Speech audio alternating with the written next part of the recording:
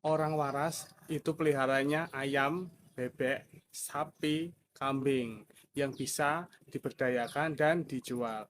Orang gendeng itu peliharanya kucing. Ya, itulah omongan-omongan orang yang nggak suka kucing itu seperti itu. Udah sering sekali.